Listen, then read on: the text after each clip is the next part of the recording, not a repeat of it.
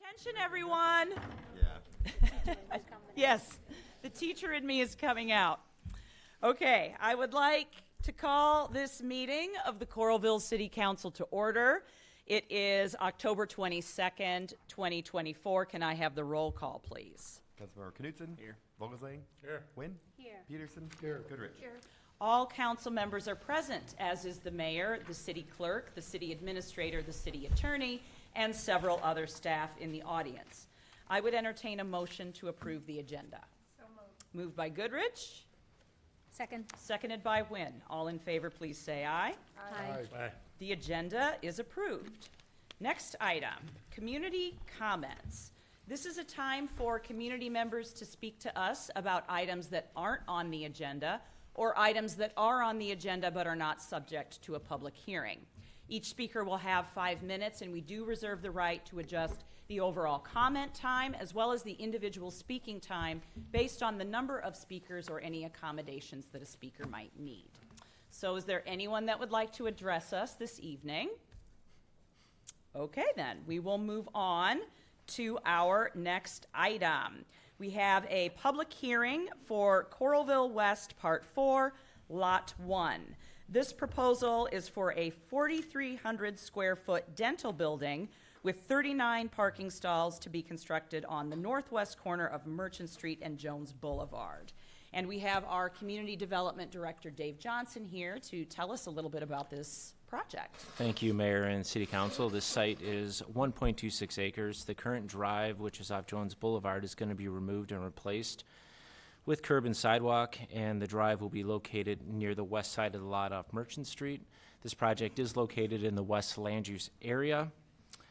The plan specifies minimum site and building design criteria, and this clinic will be predominantly traditionally applied stucco, brick, and glass, which meets the material requirements and percentages for the district.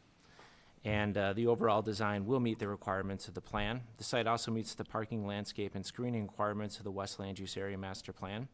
The applicant is requesting a landscape buffer setback for the parking lot along the west property line of 38.5 feet instead of the required 50 feet to accommodate a future addition. To mitigate this, they're proposing a substantial landscape berm that will be landscaped. Staff and the Planning and Zoning Commission supported that request. The proposed dental clinic can also be considered consistent with the corridor commercial land use designation in the West Land Use Area Master Plan. And the Planning and Zoning Commission reviewed this request at their October 2nd meeting, and by a vote of 6-0, the Commission recommended to rezone Coralville West Part 4 Lot 1 from the C2 Commercial District to the CPUD2 Commercial Planned Unit Development 2 District, as well as the proposed PUDB site plan. Excellent. Thank you so much for that overview. All right, I'll now open the public hearing on this item. Is there anyone that would like to speak to us about this? And do we have any written comments? No written. Okay, I'll close the public hearing, and we will consider the ordinance. Ordinance number 2024-1008, an ordinance amending the Coralville zoning ordinance, the same being ordinance number 2020-1009, as previously amended, rezoning certain property located within the corporate limits of the city of Coralville, Johnson County, Iowa, and generally known as Coralville West Part 4, Lot 1, from C2 Arterial Commercial District to CPUD2 Commercial Planned Unit Development 2 District. It's introduced for adoption, first consideration by Councilmember Knutson, seconded by. Second. Seconded by Vogelsang. Any questions or comments on this agenda item? What kind of future development that they were thinking about for that area that they asked to scale back? There's an area that you said that they asked to kind of push back a little bit for future development? Yes, adjacent to that will be commercial. So we'll have general commercial in this area. Immediately north will be residential. Thank you. Any other questions? Is that unusual to have a special trash enclosure piece on this, or is that normal? I just don't remember seeing that before. No dedicated trash enclosures are actually a requirement for new commercial development as well as multifamily development in Coralville. I just hadn't seen it. Yeah, it's something that we pay close attention to, and we actually have specific minimum design criteria for dumpster enclosures in the city. Great. Thanks. Anything else? Okay, roll call, please. Councilmember Vogelsang? Aye. Quinn? Aye. Peterson? Aye. Goodrich? Aye. Knutson? Ordinance passes its first consideration, all ayes. Next item, we have another public hearing for the West Village, Part 1, and we'll just jump right in with the report from Dave Johnson. Thank you very much.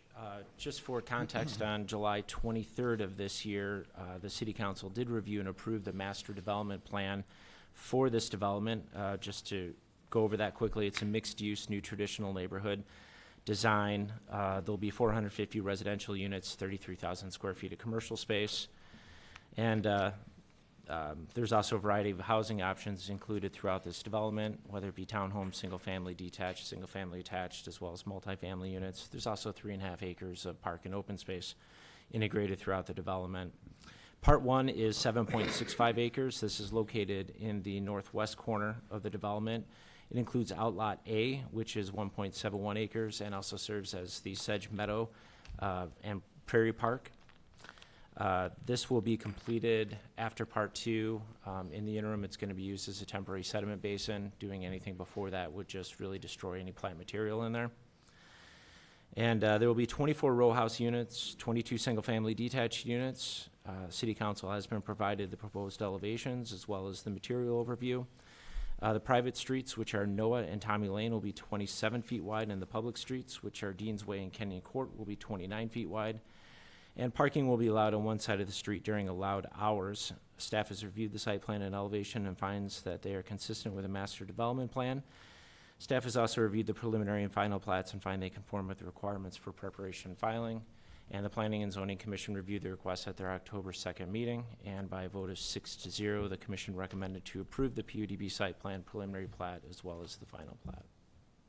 Excellent, thank you Thank very you. much for that overview. Okay, I will now open the public hearing on this item. Is there anyone that would like to speak to us about this? Looks like we have Good someone. evening. John Marner with MMS Consultants representing the applicant and the developer. I don't have anything to add to Dave's report. I think he's covered everything. We're excited to move forward with the project, and I'm available for any questions if you have any. Excellent, thank you very much. Do we have anyone else that would like to speak to us on this agenda item? Do we have any written comments? None. Okay, I'll close the public hearing, and we will consider the first resolution. Resolution approving the PUDB site plan for West Village, Part 1, Coralville, Iowa, introduced for adoption by Councilmember Vogelsang, seconded by. Second. Seconded by Goodrich. Questions or discussion? All I just right. appreciate a variety of housing Yeah. that go in there. I think it's gonna make it more like a neighborhood rather than like a cookie cutter, housing. So, I agree. We're looking forward to working with the developer on this project. thank you. Great. Anything else? Okay, could I have the roll call, please? Councilmember Quinn? Aye. Peterson? Aye. Goodrich? Aye. Knutson? Aye. Vogelsang? Aye. Resolution is approved, all ayes. And could I have the next resolution, please? Resolution approving the preliminary plat for West Village, Part 1, Coralville, Iowa, introduced for adoption by Councilmember Wynn, seconded by. Second. Seconded by Peterson. Questions or comments? Okay, roll call. Councilmember Peterson? Aye. Goodrich? Aye. Knutson? Aye. Vogelsang? Aye. Wynn? Aye. Resolution is approved, all ayes. And the final resolution, please. Resolution approving the final plat for West Village, Part 1, Coralville, Iowa, is introduced by Councilmember Peterson, seconded by. Second. Seconded by Wynn. Questions or discussion on this item? Okay, roll call, please. Councilmember Goodrich? Aye. Knutson? Aye. Vogelsang? Aye. Quinn? Aye. Peterson? Aye. Resolution is approved, all ayes. Next item, we have another public hearing for an urban renewal plan amendment. This amendment adds tax rebates for the historic renovation of the former Iowa River Power Restaurant to the urban renewal plan. And we have a consultation report to start off. Yes, as required by law, I sent the proposed amendment number 17 to both the Iowa City Community School District and Johnson County Board of Supervisors for a consultation, and I did not receive any comments, and nobody attended the consultation. Okay, thank you for that overview. All right, I'll now open the public hearing on this item. Is there anyone that would like to speak to us about this? And do we have any written comments? No written. Okay, I'll close the public hearing and we will consider the resolution. Resolution approving amendment number 17 to the amended and restated Coralville Urban Renewal Plan for the Mall and Highway 6 Urban Renewal Area, introduced for adoption by Councilmember Goodrich, seconded by. Second. Seconded by Vogelzang. Questions or discussion? Yeah, this is for the renovation here. Right now, the property tax bill on that property is approximately $88,000. So the rebate will be on anything over the $88,000 that is currently on that parcel. Great. So if I remember right, we discussed the way they were going to renovate this, and it's kind of going to go back to original with like a glass open front, a lot of glass in the front and everything. And Yep, they're still working on their historic plan, but yeah, there's a lot more glass involved in the frontage of the building, and they'll be going back on some of the windows, replacing them. There was some, if you recall, that had been boarded up, and those will be opened up and replaced as well. that's exciting. I'm glad that structure is going to stay in our community. It's very, very Is current historic. parking going to be sufficient with the new building, do you think? They're still working on their overall plan, but we believe so, yes. Very exciting. Not much other parking around there otherwise. No. There's always Burger King across the street. Yeah, there you go. There you go. Any other questions? Okay, could I have the roll call, please? Councilmember Knutson? Aye. Vogelsang? Aye. Quinn? Aye. Peterson? Aye. Goodrich? Aye. Resolution is approved, all ayes. Next item, we have the third reading of our urban renewal ordinance, and this ordinance will capture the base amount value of Lot 1, Royal Yas and Divas subdivision, and Lot 2, Jacobs Clear Creek third subdivision. Could I have the ordinance, please? Ordinance number 2024-1007, and ordinance amending ordinance numbers 650, 679, 97-786, 2001-941, 2002-95, 2005-1014, 2013-1007, 2015-1018, 2016-1020, 2017-1016, 2020-15, and 2021-103, providing that general property tax is levied and collected each year on all property located within the Mall and Highway 6 Urban Renewal Project area in the city of Coralville, Johnson County, Iowa, by and for the benefit of the state of Iowa, city of Coralville, county of Johnson, Iowa City Community School District, and other taxing districts, be paid to a special fund for payment of principal and interest on loans, monies advanced to, and indebtedness, including bonds issued or to be issued, incurred by the city in connection with said urban renewal redevelopment project, is introduced for adoption by third and final consideration. Councilmember Knutson, seconded by. Second. Seconded by Goodrich.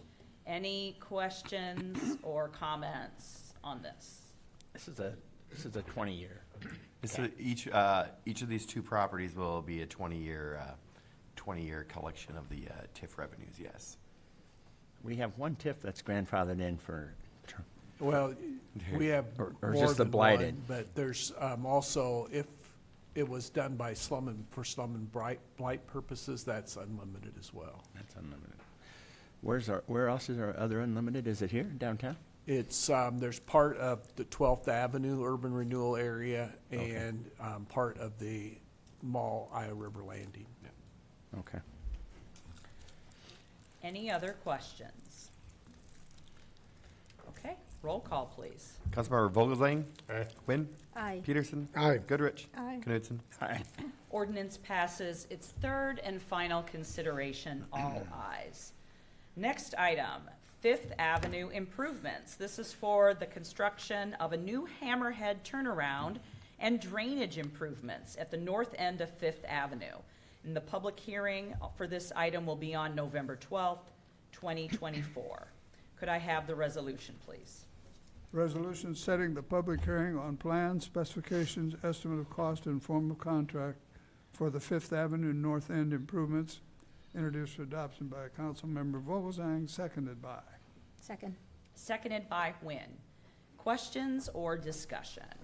Yeah, this is the property that we purchased. There was a duplex, and then this also included the land at the end of the street. It will resolve the turning around issue for, especially for city vehicles and equipment, but it'll also take care of that drainage problem that's been there for many, many years. And so both of those will be taken care of. We'll also be creating a separate lot between the street and the duplex, and then the duplex will be available to put back on the market to be renovated and sold. Excellent. Aren't there other streets right along there that also have a dead Yeah. end but this is, This one was, had a dual problem because it was not only the turnaround issue, but we also had the stormwater issue. Yeah, And that's so, this, for many years, the duplex owner had their own private sump pump out at the end of the street that would handle the drainage for that, about half of that street. okay. We don't have any plans to fix the turnaround problem on any of those other adjacent streets, No, do we? but as time goes by, if there's other things that happen in there, it would be a good thing to get those fixed as well. Sure. And there's the next street over to the west is another candidate. There's a lot of land that goes with that individual house, and if that were to ever sell or be redeveloped, that'd be another instant where you could do a similar thing. Yeah. Did you say that we own the duplex? Yeah, Kevin? that's how we got the land to do this project. It was a dual purpose to get this problem fixed, but also then to have the duplex renovated and then resold. Is there a way that we could work with Habitat for Humanity to renovate the duplex? And, It's a possibility we could look at. okay, thank you. Any other questions? Okay, roll call. Councilmember Wynn? Aye. Peterson? Aye. Goodrich? Aye. Knudsen? Aye. Vogelsang? Resolution is approved, all ayes. Next item, Well 16 improvements, environmental information document. A public hearing needs to be rescheduled for the Well 16 improvements, environmental information document, and this is a requirement to receive state revolving funds. The public hearing for this will be held on November 26th, 2024. Could I have the resolution?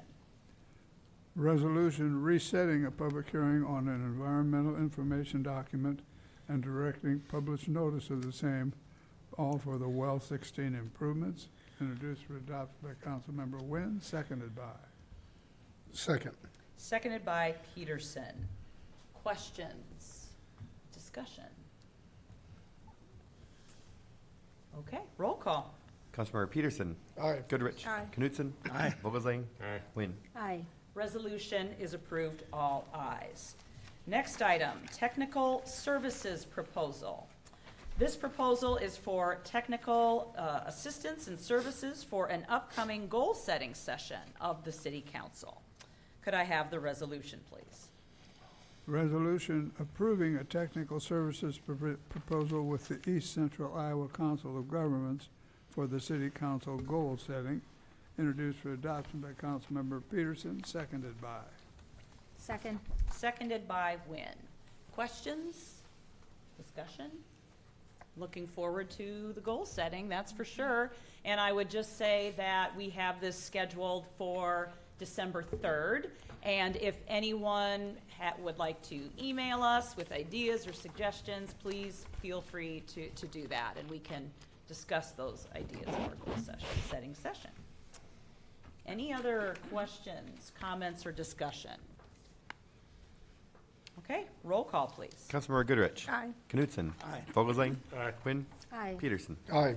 Resolution is approved, all ayes. Next item, golf cart GPS system. This is a new system that we would be installing in the Brown Deer golf carts, and there would be several new updated features with the GPS system. And the public hearing for this will be on November 12th, 2024. Can I have the resolution, please? Resolution setting a public hearing for the proposal to enter into a lease agreement with Yamaha Motor Corporation for a new GPS system for golf carts at the Browndale Golf Course. Introduced for adoption by Councilmember Goodrich, seconded by. Second. Seconded by Knutson. Questions or discussion? Comments? I can report that this GPS system works well. Too well. Yeah, you're not going to be able to take them off the course. I can't find my balls when I slice, though, unfortunately. All right, any other questions or comments? All right, roll call. Councilmember Knutson. Aye. Vogelsang. Aye. Quinn. Aye. Peterson. Aye. Goodrich. Aye. Resolution is approved, all ayes. Next item, compact truck loader and skid steer lease. This piece of equipment will be used by the forestry program for timber stand improvement work and to keep the invasives under control in Coralville woodlands. There were several other things that we would use this piece of equipment for as well. And the public hearing for this will be on November 12th, 2024. Can I have the resolution? Resolution setting a public hearing for leasing a compact truck loader skid steer with a mulching head for the Parks Department. Introduced for adoption by Councilmember Knutson, seconded by. Second. Seconded by Quinn. Any comments or questions? I got my standard question. This isn't a ton of money. Why do we have to vote on this one again? Do we have to borrow again for this? Anytime you do a equipment lease over a certain amount of money, you have to do a public hearing. So that's why we have to go ahead and do it this way at the council level. Okay. Okay. What's that dollar amount? What'd you say? How much? You said over a certain amount? Yeah, it's like over 25,000. Okay. Yep. Any other questions? Okay, roll call. Councilmember Vogelsang. Aye. Quinn. Aye. Peterson. Aye. Goodrich. Aye. Knutson. Aye. Resolution is approved, all ayes. Next item, operating food and beverage agreement amendment.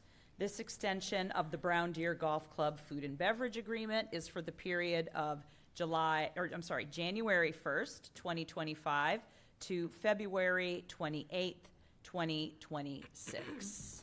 And we have our Parks and Rec Director, Sherry Proud. Do you have anything to This share is with an us? extension with our current provider, Beer Makers LLC. And what we're trying to do is then get to the point where we're doing a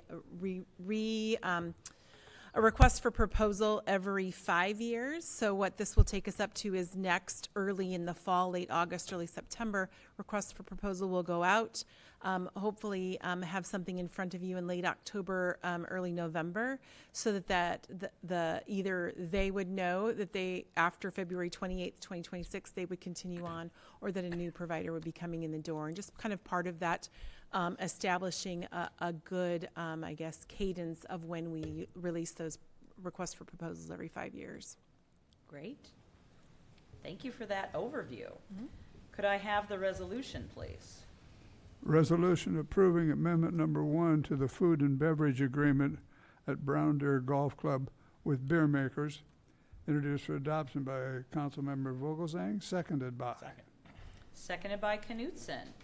Any questions or thoughts on this one? I guess you said we'll put it up for bid in November, and they would start in March. So we would put out in August of '25 for request for proposals, have it in front of you late October, early November of '25. And then in a contract, either another contract, or it would be a new contract if it was the same company, or a new contract with a different company So for it March would- it 1st would of be- '26. It'd be finalized by October or November at the latest. Right, we want to give them several months to get out there. It's a little bit different than if they were walking into a brand-new restaurant facility. We wouldn't expect a lot of, huge sweeping changes. We have to keep within the decor and look of our arts and crafts facility, so we think that's enough time. I guess the concern I have is people are making arrangement for the space up above, years out. So in this transition period, you might have an agreement to rent the space above and talking about catering, in the summer of '26, I guess. So you're probably arranging that at least a year out typically, if it's a Sure. wedding. Yep. And then all of a sudden your caterer's gone. Yeah, that's part of the normal contract, and it's something that we've been through several times over the years, whether it was owned and operated by the city of Coralville, owned and operated by the Marriott, transitioned, the Marriott there for a little while. We talked about where we're making a change, and then we also transitioned to beer makers. So it's just something that we work with. We've worked with brides before and their families. Sometimes we've let the previous caterer, the previous persons who operated it come in and do that wedding.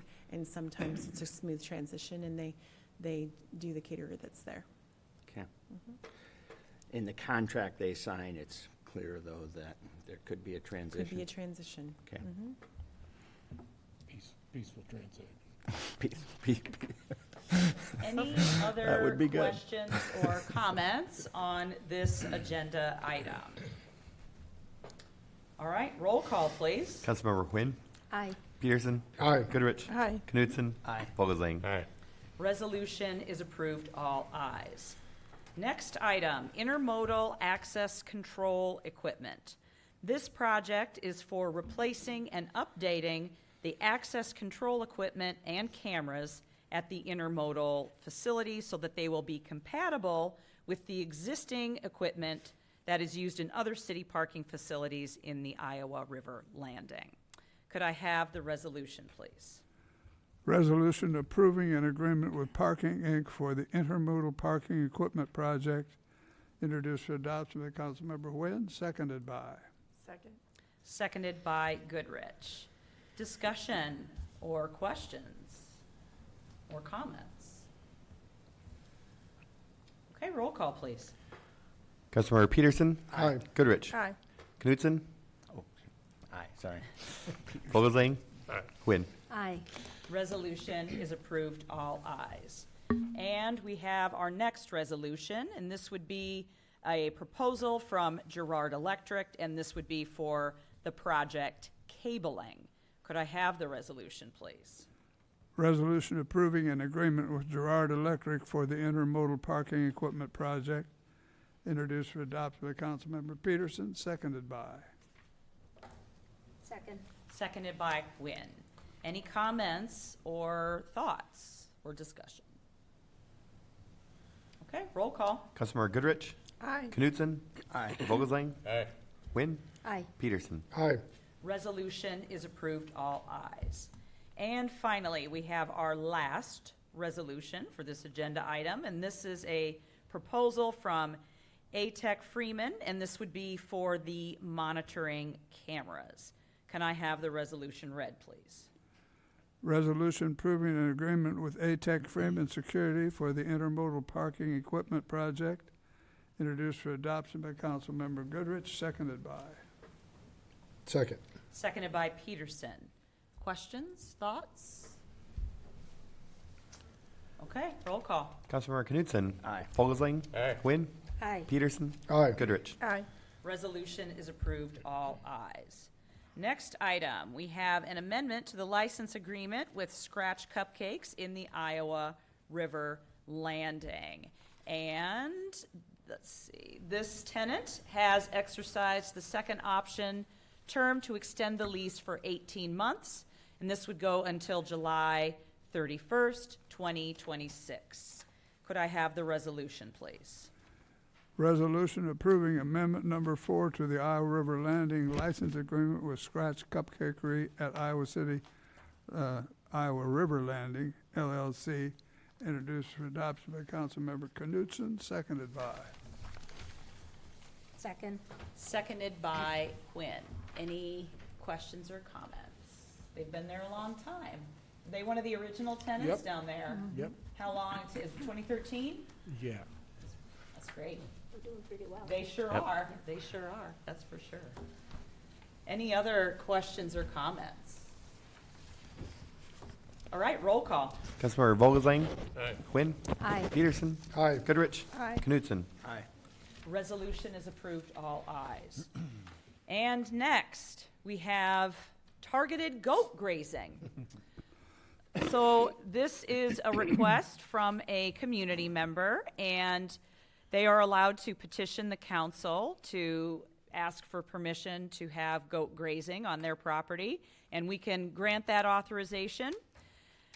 And that is part of our city code, section 5512. So, could I have the resolution read, please? Resolution permitting targeted goat grazing at 2873 North Liberty Road Northeast, introduced for adoption by Councilmember Vogelsang, seconded by. Second. Seconded by Wynn.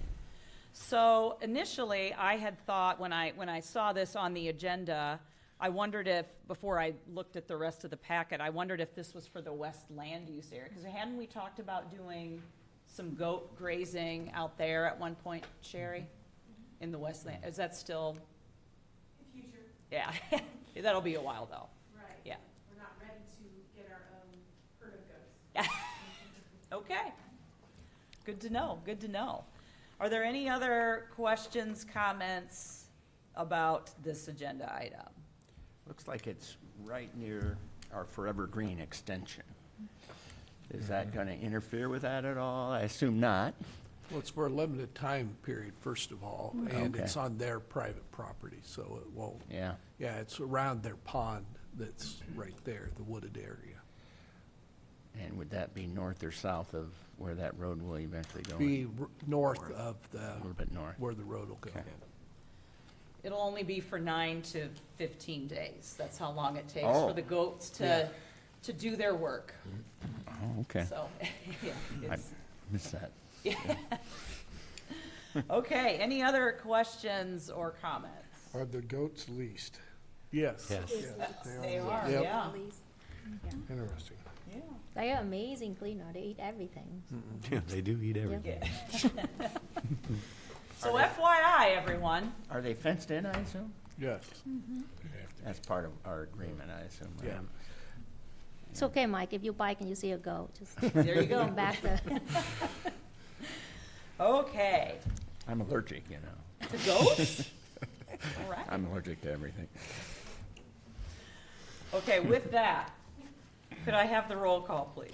Councilmember Quinn. Aye. Peterson. Aye. Goodrich. Aye. Knutson. Aye. Vogelsang. Aye. Resolution is approved, all ayes. Next item, we have an update from our friends at Greater Iowa City to talk about some of the work that they've been doing. Yes, thank you for having us tonight.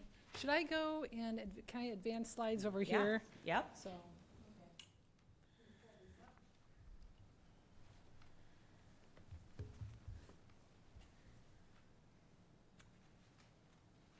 not exactly sure where it is. Would this be it? Try on the, no, That's not it. internet. No, the one, next one over. On the edge one, maybe? The edge. This one right here? This one. There you go. There we go. Very good. Let me get to it.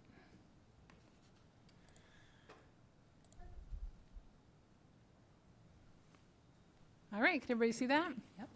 I may sit here, but I'm with my other colleagues tonight. My name's Nancy Bird with Greater Iowa City, Inc. Thank you very much, Mayor and council members and all the staff that are here, for allowing us some time on your agenda to talk to you a little bit about the updates with our organization. I'm here with Katie Gerlach, who is our Senior Director of Community Development and also the Executive Director of Better Together, our Senior Director of Advocacy, Mackenzie DeRue, and we have a couple new staff that are joining us. We have Jesse Wallace, who is our Marketing Director, as well as Jason Schrock, who's our Director of Investor Relations. So we're very pleased to have these gentlemen with us tonight as well. Tonight, our goal is really to give you an update to really what we've been working on for the past year and how we're testing a new vision and an organizational model. We spoke to your staff earlier in the year and all of your director heads, department heads about kind of how this was all working, but we haven't specifically spoken to you, so we wanted to make sure to share this. We also see a lot of really great opportunities for the city of Coralville, so we thought we'd take this time tonight, and if there is an opportunity to discuss it a little bit more during the work session, we're very excited to do that. So first of all, we've been, really testing a vision, and as you recall through the pandemic, the whole community, Johnson County, really came together to pull together this new all-in vision plan. A wonderful executive director was hired with Katie Gerlach in that plan with a really strong mandate, but really no funding in it. So we all had to work together to figure that out. So Greater Iowa City, Inc., when we merged the Chamber and the Iowa City Area Development Group, came together, working now with Katie, and have really bit off pillars 2, 3, and 4, which are authentic, vibrant neighborhoods and districts, a well-connected mobile region, and a thriving, inclusive economic ecosystem, to make sure we're really embracing that work. And that's really the core of what our staff is working on. The other 2 pillars, as you recall, the environment, and the 5th pillar, reimagining social services, are taken on by other stakeholders. Think Iowa City, and Kelly's a big piece of that as well, and then also the Community Foundation of Johnson County and United Way. So pillars 2, 3, and 4, we're kind of all in on. So we've been kind of working with sharing this vision with the rest of the community, but we knew where we had to start was really through an inclusive membership model. And so one of the things we did is to make sure that that everyone is a member. So what that meant for us is to make sure that any business owner or any individual at all, anybody who wants to get involved in the business ecosystem and doesn't know quite how to do that, we have some open access opportunities. The City Lunch Connections are one of those. Come learn, come figure out what's here, and that you don't have to there's no paywall for you to get started. So we've developed a number of services that are out there for anyone, so that we're making sure and providing education, sharing opportunities in the ways that we can, while also recognizing that we do have investors in our work that really care about other types of services that we can offer. So that was really kind of our first foray into making sure that we're an inclusive organization. And also and making sure that when we go out to ask people for investment, that we're also including the Better Together plan, because that's a big piece of the work. The other thing that we have brought in are new services and targets. And in those, local advocacy was something the Chamber was really working on state and federal policy, and the local advocacy over the course of time had kind of shifted. So we're kind of bringing the local advocacy back. Mackenzie DeRue is a wonderful hire for that. She's been doing phenomenal work. The Community Development Corporation, through Better Together, and the charitable organization in partnership with ours, allows us to take investment in very different ways, so that's a wonderful tool. It's also a tool through Katie's work and experience where land can be purchased. There's lots of ways to be working with the Community Development Corporation that ICAD or the Chamber never had before, so it's a really great economic development tool. Also, we have been charged with really that inclusive economic plan that was commissioned several years ago by ICAD, so we have our eyes on that plan and are really serious about how we can support the implementation of some of those measures, so we're working there. And then last, as far as new services or how we're working, we're really trying to shape the ability to get involved with the organization through these innovation councils. So we have several innovation councils that are set up. The executive council is like our board of directors, and Kelly sits on that, and we'll talk about that in a little bit. as well as other investment councils that are intended to guide our work, making sure that we're not off point. So I'll talk about that a little bit as we go through. But all of these things, I think the key of it is that we have a deliberate approach. That's really the last thing.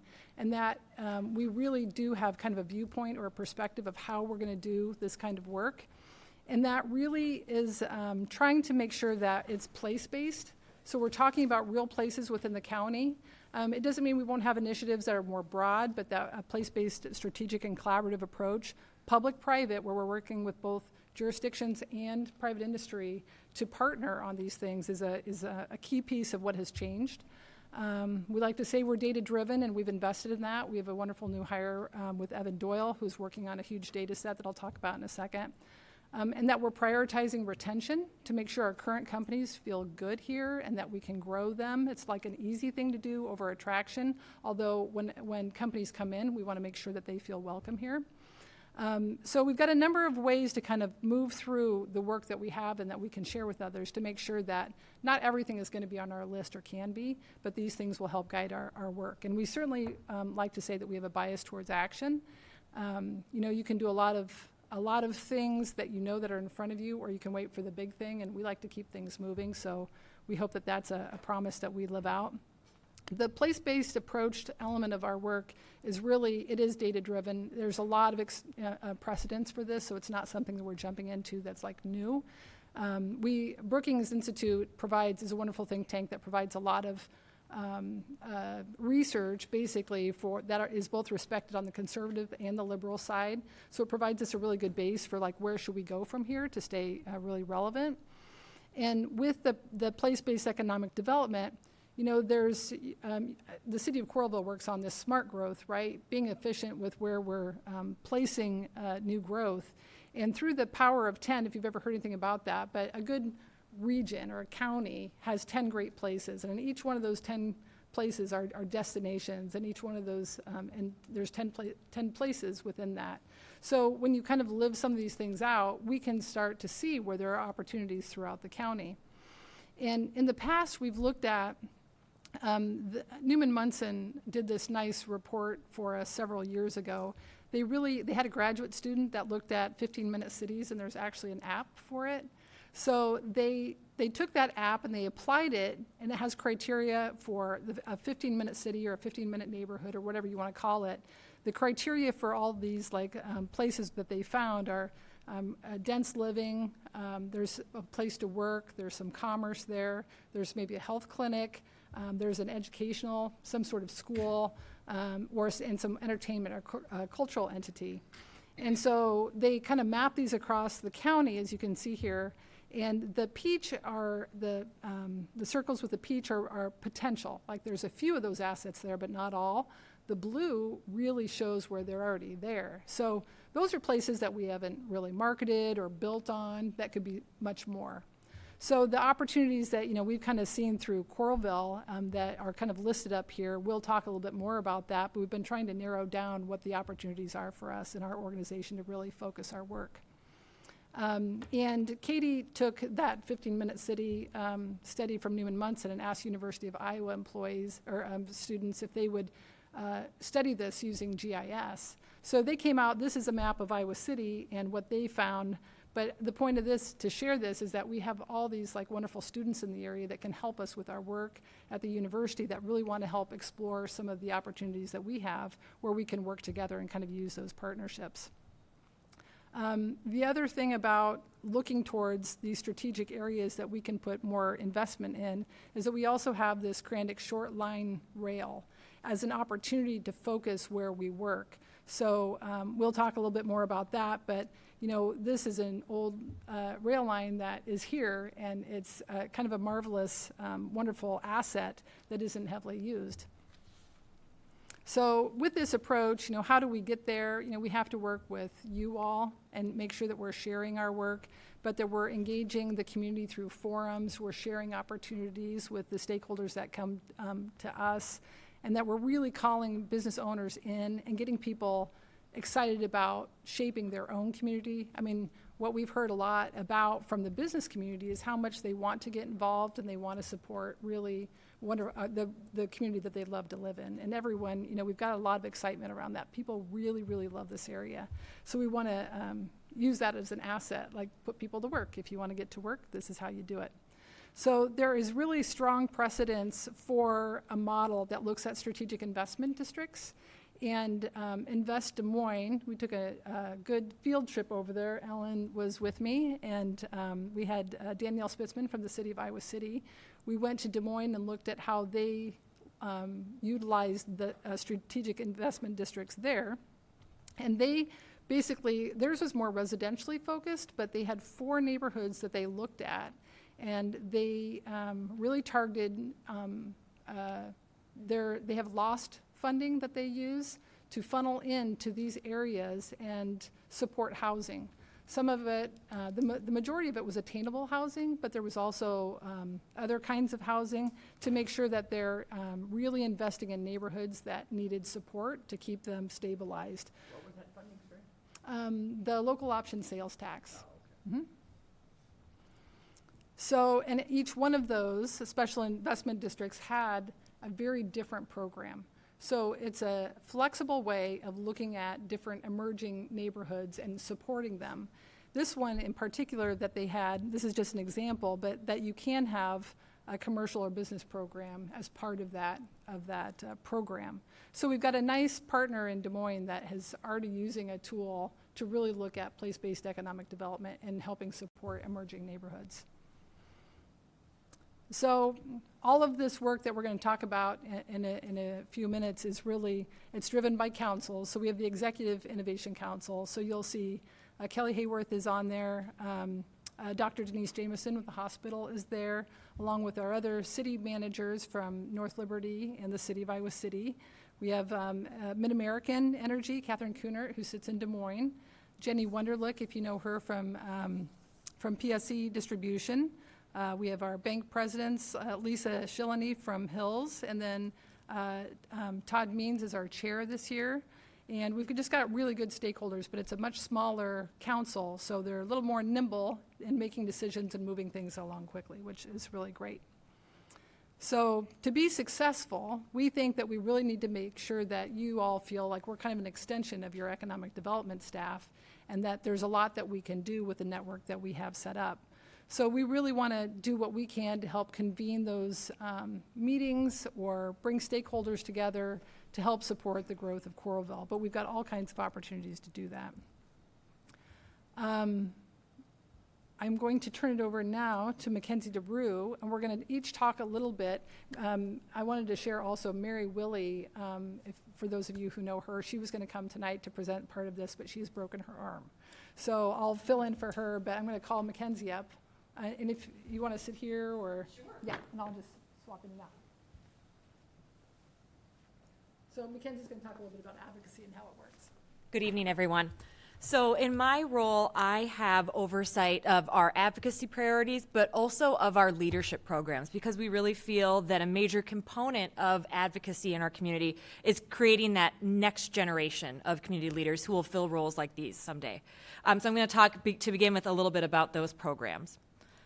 So our first is our community leadership program, which I know we have many alumni, I think, in this room even for that. It was launched by the Chamber in 1990 and now has over 700 alumni. And the graduates span industries, and they actively support our community through government, nonprofit board service, as well as leading their own companies. CLP provides participants a solid foundation to understand the challenges and opportunities facing the community, with days set aside to learn about economic development, healthcare, education, local government, and so on. They also build their professional networks with each other through the cohort throughout the year. And we are extremely proud of the program and are delighted that we have Counselor Huynh in this year's class, and appreciate the city's support of that program. We also have an executive leadership program, or ELP. You'll notice a trend here. And this is a partnership we have with the University of Iowa Tippie College of Business. And it was focused on providing leadership skills to emerging managers or seasoned executives. While CLP gives a wonderful overview of the community, it isn't necessarily focused on how to have difficult conversations, how to hire and retain talent. And we knew there was a gap there, and we also knew that we had that expertise right in our community. So the ELP program is about to begin its 4th year, and essentially participants learn from some of the university's very best educators about these emerging topics. Past topics have included, as I mentioned, recruiting and retaining top talent, leading a diverse workforce, fostering engagement and well-being, as well as strategic planning. So if that is something that sounds appealing to you or any of your staff, applications become available after Thanksgiving. I'd be happy to talk with any of you about that. And then finally, our new addition, our Board Leadership Program, or BLP, just started this year. And that's a partnership with the United Way and Community Foundation of Johnson County. And it's a 6-month education series for individuals who have perhaps volunteered with a nonprofit organization before, but are now looking to know what it takes to serve on a board. And we have heard for a long time that sort of how do we prepare people to serve on nonprofit boards is a major community need. How do we diversify the people so it's not the same individuals asked to volunteer again and again? And so we're really excited about this. Our first cohort, we were aiming for maybe 15 participants. We have 28. So I think we can see that there was definitely interest in that. Topics will include board governance, finance, advocacy, fundraising, and strategic planning. So as I mentioned, leadership is definitely a huge component of our advocacy work, but we also are advocating with elected officials like yourself. So for our state and federal advocacy, we partner with the Cedar Rapids Metro Economic Alliance. We find that we are stronger as a region when working with our state and federal representatives. And so on the state level, we're preparing for session right now. We're finalizing what the priorities that we'll be pursuing based on feedback from investors and partners, as well as things that we're hearing might be topics for this year's legislative session in Des Moines. And then we are also continuing to do our federal advocacy work. So these are some photos. We took a trip in June to DC. Thank you, Mayor Foster, for joining us, as well as Kelly. You'll see some lovely photos of the group. And really, that was to share with our elected representatives some of the major workforce priorities that we have, as well as some important infrastructure projects, including Forever Green Road. But as Nancy mentioned previously, we do have a renewed focus on local advocacy. And one of our goals is, of course, to meet with all of you. And I do have copies of my business card, so if I haven't met with you and you'd like to grab coffee or meet, I would love to talk and learn more about your priorities for the city and what you're working on and how we can partner. We are also creating advocacy statements for the largest cities that we serve to guide our work and be transparent about what we want to move forward for priorities and find ways that we can strategically align with cities. So that process involves convening a stakeholder group of businesses from that community to sort of talk about opportunities as well as challenges, and then we bring in city leadership as well and sort of craft a final statement. So we have finished our Iowa City advocacy statement, and we are working on pulling together a Coralville task force soon. So if there are business community members who speak with you often, perhaps, and you think they would want to be involved in this process, please let me know. I'd be delighted to invite them as we pull that group together. And finally, just to say that in all of our work, we have sort of our guiding principles are that our advocacy should be collaborative, strategic, focused on processes and systems, and then also engage with diverse coalitions. So we hope that we model that in everything that we do. And with that, I'll send it back.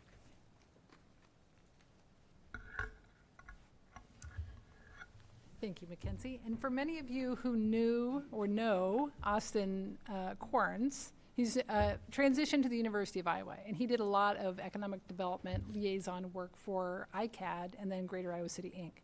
So this is traditionally where he would sit and share this, and I'm very thrilled to announce that we have some new staff I'm going to talk about. But the business retention expansion, business attraction, data metrics, real estate, and development are all things that we take very seriously. And that is guided by the Economic Development Innovation Council. So the chairs of that are Nick Lindsley and Jasmine Elmoyed from Kirkwood. And they really have been setting the agenda for this council, which is really a lot of larger investors as well as public partners that come together around kind of larger topic economic development items. So with our new staff, Melanie Bimson, who is our new Economic Development Program Manager, she starts tomorrow. So we'll start getting her out there for you all to meet. But I also didn't want to forget that Sarah Thompson, who has been working in rural development with ICAD and is still with the organization, is doing some really phenomenal work out there in our smaller communities, which has become increasingly more and more important as we hear where really the folks who are being employed in this area are living. So that's been a really wonderful partnership in making sure that we're really taking or thinking about the entire county as an ecosystem for our businesses. And then Evan Doyle, who is also new with us and really driving a lot of the data for us. So the key here, I think, is that those economic development opportunities initiatives, as they, as we identify what we really want to push forward, these are our staff that are really going to work on that, as well as really the whole team. But we have the research park. So Austin Corns is going to continue to focus on the research park for the University of Iowa. So in a lot of ways, it's kind of a capacity addition. They're taking on his employment. We're able to add a new staff, so it really seems to be working out well. But we can still guide those developer connections with the staff on our side. So we're looking forward to that. The data dashboard is something that Evan Doyle has been working on, and we're really excited to reveal this at our annual meeting. So I hope everybody comes November 21st. So put that out there. But he's been working on this, and I think the data is a piece of our story that we feel like it's really important to understand where we're at as Johnson County in a collective way, tell that story before we jump into really long-term initiatives so we can really understand where our opportunities are. But the opportunity is really to showcase our business climate, what it looks like, but then also look for those areas that we can all work on together. So there's a lot more to come on that. But this is an example of what we think we can kind of mimic so that it's really simple and clear. IBC, the Iowa Competitive Dashboard, I mean, a lot of people really looked at this report, but it really speaks to the state.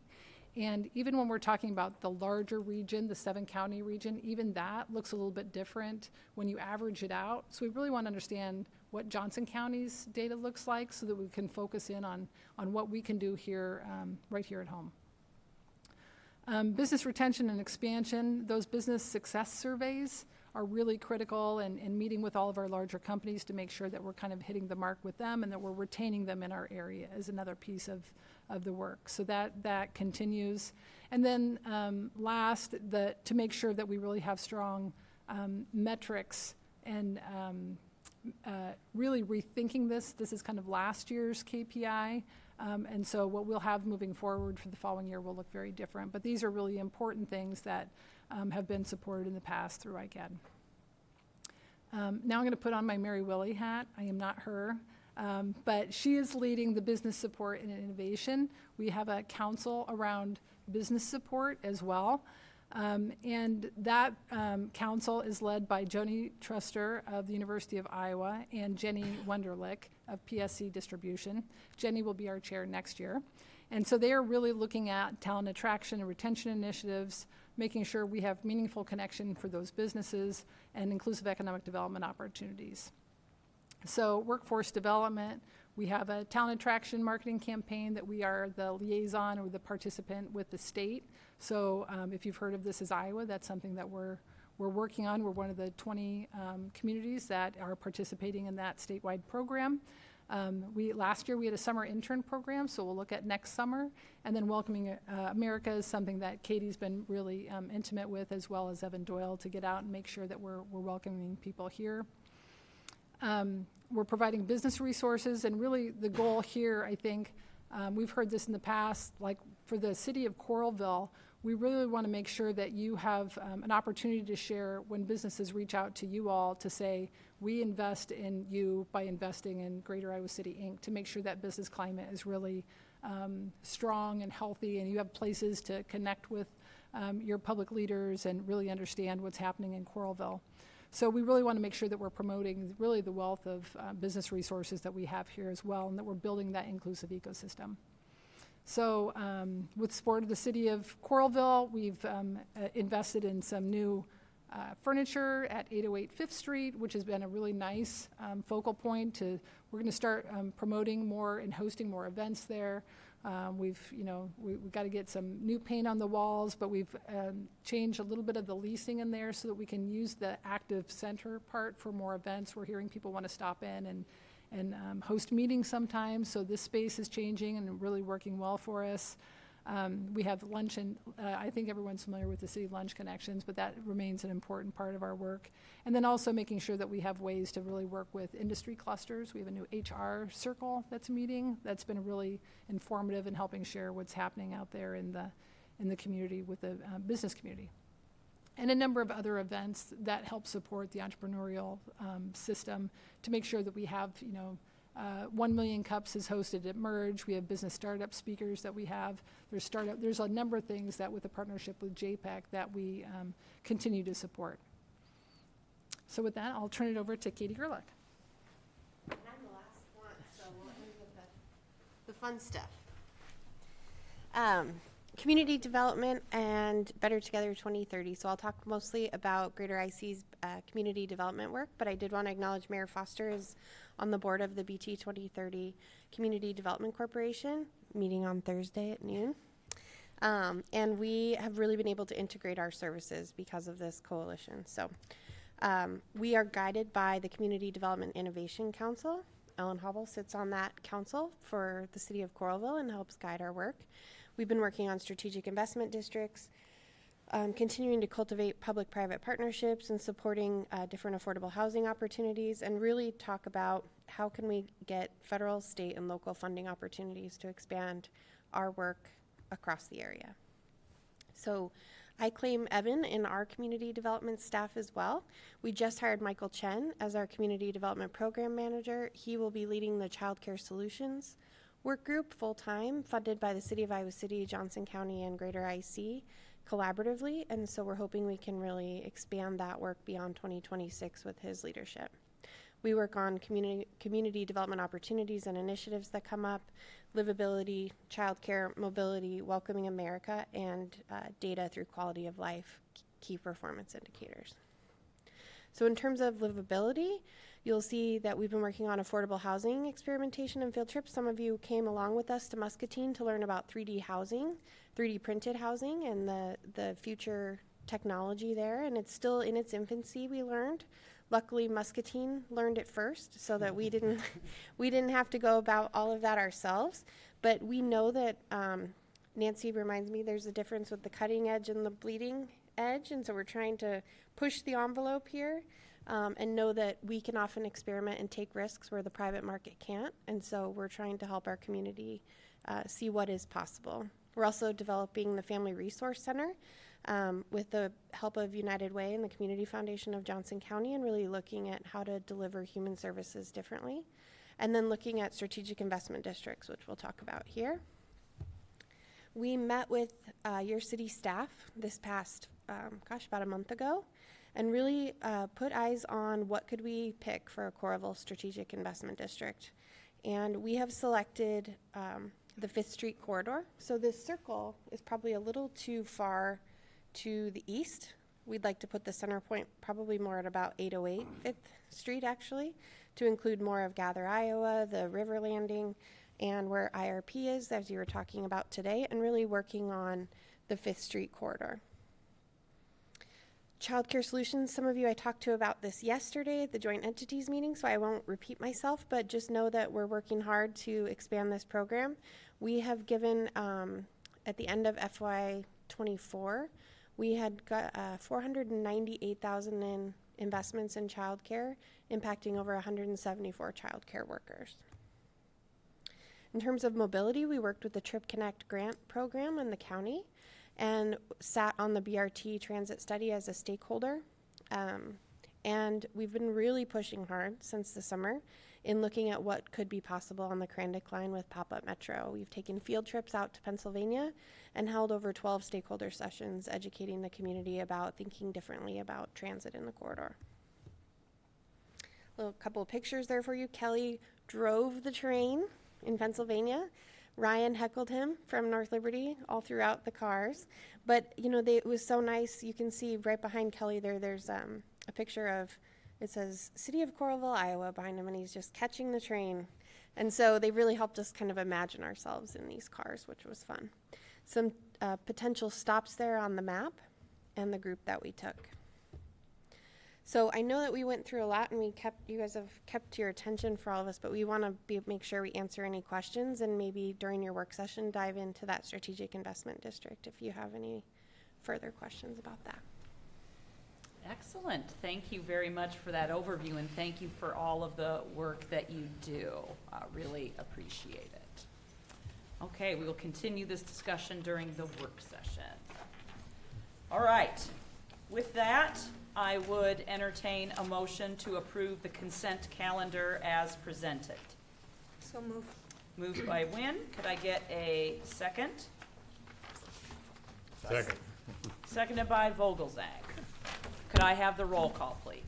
Councilmember Knudsen. Aye. Vogelsang. Aye. Wynn. Aye. Peterson. Aye. Goodrich. Aye. Consent calendar is approved, all ayes. City Administrator's report. Yes, Mayor, just a couple quick items. We did just find out this afternoon that on Wednesday, October 30th, the trail at the DDI on First Avenue there will be closed. It's only one day. They've got to do some repair work there, but and then they'll be back open. And then we're looking around November 1st, 5th Street will be able to be open for the winter time. And we'll get you a final date on that, but we're getting very close. Excellent. That's it. Okay, thank you so much. Mayor's report, I have just a few very short things. One of the first things I wanted to note is that early voting is happening right now, and I just have to brag a little bit because we had our satellite location at the Coralville Public Library this weekend. Over 1,500 folks came and used our satellite location, and that is just wonderful for so many reasons. One of the biggest reasons is because when we demonstrate that that is a satellite location that is popular, that people are really enthusiastic about using, then we are more likely to get that back in the future. So I want to thank everybody that came and voted there. I was planning on it, but the lines were too long, both days. And I heard all kinds of reports from people that had to wait an hour in line to get there. And I know that that can be inconvenient, but boy, is it important. And I love seeing our democracy living and thriving and people voting, because that is the cornerstone of our system for sure. And hopefully that can continue into the future. I also wanted to just say thank you to everyone who came to the Coralville Central 75th anniversary celebration on Sunday. It was a really, really fun and memorable event. It felt a lot like a family reunion, seeing teachers and staff and families and kids from the many years. As I mentioned at the last meeting, we had our children at Coralville Central for 18 consecutive years, 2006 to 2024. And we spent a lot of time there, and it, really is a very, very special place. So thank you to everyone that made that event happen. And then I just want to end by saying happy Halloween next week. Always want to remind people to be careful. We got a lot of kids running around, and just watch where you're going, and hope you have a fun and safe evening. And that is all I have. City Attorney's report. I have nothing additional. Nothing. Okay, outstanding. Committee and council members' report. We'll start down at this end with Councilmember Knudsen. Thank you, Madam Mayor. I have nothing. All right, Councilmember Vogelzang. Well, I'll take a few minutes.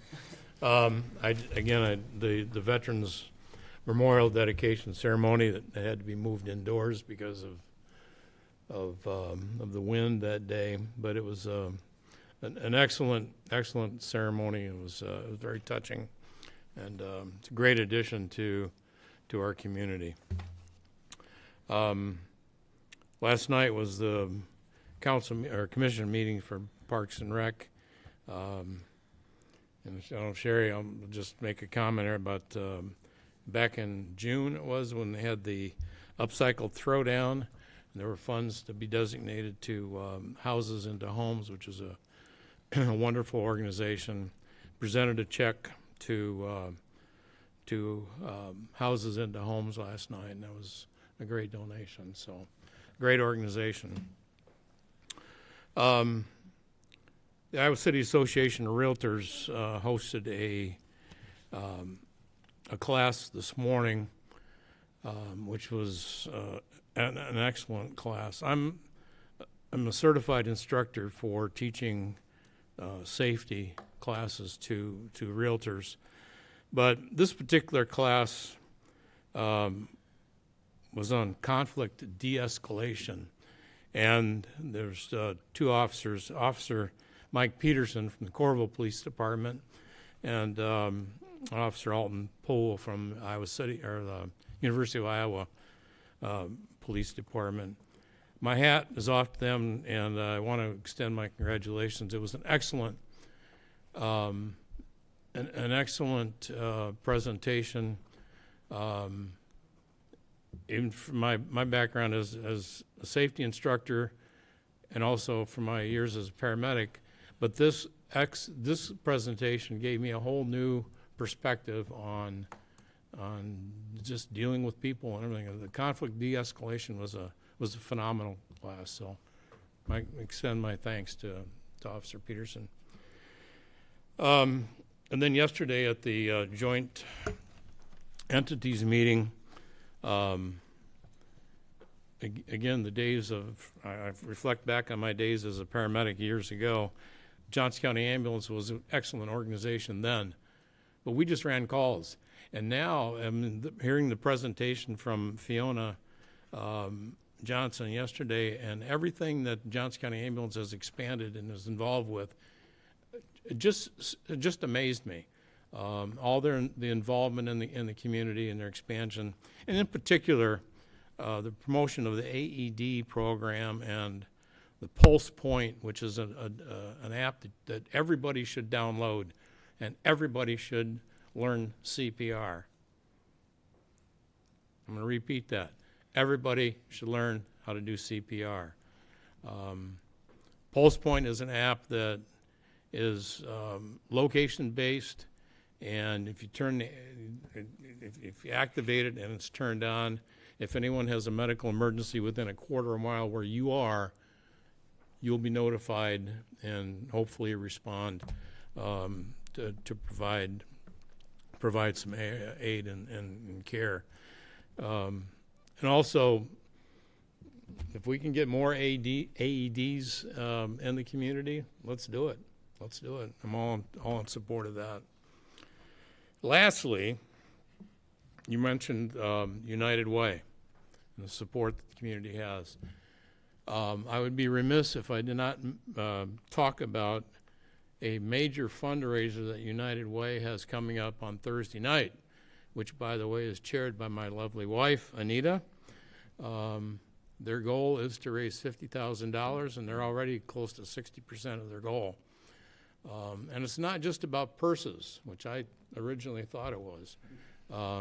Their goal is to get guys, and there's a couple of golf packages. There's a variety of silent auction items and raffle items that could appeal to guys as well. So there's actually going to be some men who are going to be walking around showing purses throughout the evening. So it's an maybe, yeah, maybe I got recruited.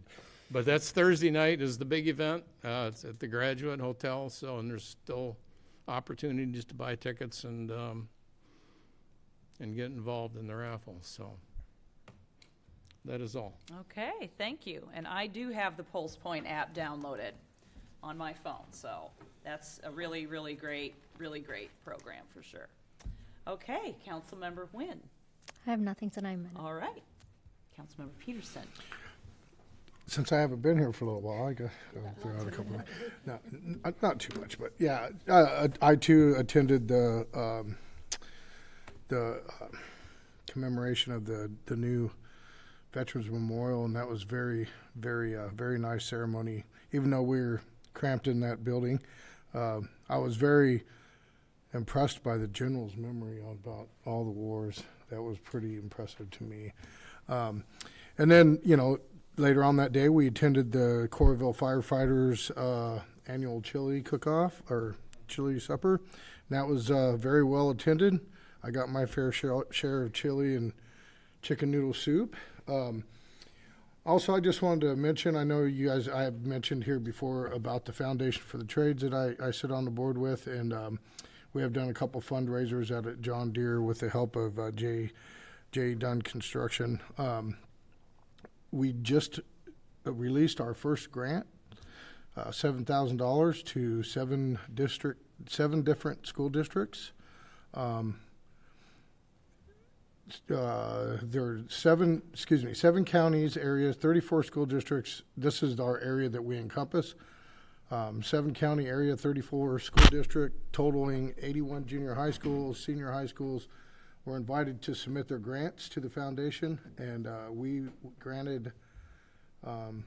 put grants out when they were awarded to 7 school districts spanning over 5 counties, and those areas were Belle Plaine Junior and Senior High School, Central City Middle and High School, Highlands Community School, Iowa Valley High School, Iowa City and City High School, Liberty High School, West High School, Lone Tree High School, and Springville Junior and Senior High School. We're looking to do some more fundraisers. We're talking right now with the Heartlanders about doing a trades night. So look forward to that and continue to support that organization. So, and then also I'd like to thank for the opportunity of the education piece with the League of Cities. That was very, very educational for me. I picked up a lot at that conference, so thank you. All right, thank you. And last but not least. Well, I'll just say that I appreciate each council member here and the variety and the interesting lives that each of us live and that we bring to this council. And I really look forward to meeting more with you and doing our planning session and so on, and want to thank the Greater Iowa City for all the good work you do. It's so exciting to hear, and I really look forward to working with you. Thank you. Awesome. Fantastic. Okay. Next, I would entertain a motion to adjourn to an executive session. So moved. Moved by Peterson. Could I get a second? Second. Seconded by Nguyen. Could I have a roll call? Councilmember Knudsen. Aye. Fogelsang. Aye. Wynn. Aye. Peterson. Aye. Goodrich. Aye. The motion is approved. So we will head into an executive session and we will be back for more fun.